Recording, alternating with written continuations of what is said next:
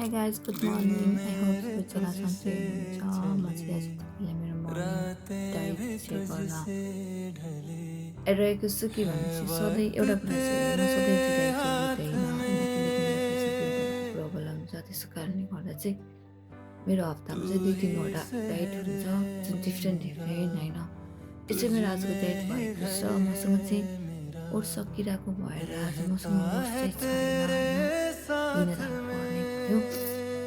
So मसँग जे छ जस्तो छ म त्यही बनाएर खान्छु, किनकि मर्निङ टाइम भइरहेको छ, मेरो बिदा हो अनि एकछिन खाएर त्यस पछाडि पढ्नुपर्ने हुन्छ। योभन्दा पहिले चाहिँ म तातो पानी पिउँछु, तातो पानी पिइसकेको छु। त्यसैले म चाहिँ अब खाना रेडी बनाउँदैछु। मैले एउटा बनाना काटेर हालेँ। अनि फुल कुरा भन्छ चटनीमा चाहिँ होइन, यसमा सुगर चाहिँ धेरै हुन्छ। त्यस कारणले म चाहिँ जहिले ओट्समा हल्का हल्का मिक्स गरेर चाहिँ खाने गर्थेँ होइन। पहिला त ओट्स नभएको कारणले चाहिँ मैले यति नै मिक्स गरेँ।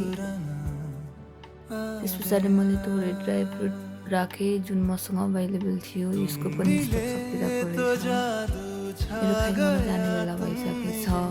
कुन दिन फुर्सद हुने हो त्यो दिन जानुपर्ने हुन्छ होइन। अनि थोरै किसमिस पनि राखेँ। अनि म चाहिँ नर्मल मिल्क चाहिँ युज गर्दैन होइन, किनभने चाहिँ त्यो पनि मेरो पिम्पलकै कारणले गर्दा चाहिँ मैले स्किप गरेको थिएँ। सो यसकै पिम्पलले एलर्जी हुने मान्छेहरूले चाहिँ लाइक सोया मिल्क चाहिँ राम्रो हुन्छ भन्ने सर्च गरेर हेर्दाखेरि त्यही देखेर चाहिँ अनि मैले चाहिँ सोया मिल्क युज गर्ने गर्छु। अनि कहिलेकाहीँ चाहिँ म यसमा एगुरुट हालेर खाने गर्छु। आज चाहिँ मैले मिल्क हालेर खाने डिसाइड गरेँ, किनकि मेरो आँखा अगाडि पहिले मिल्क नै आएको थियो। सो अब यसलाई चाहिँ म एकछिनमा राखिदिन्छु 5-10 मिनट।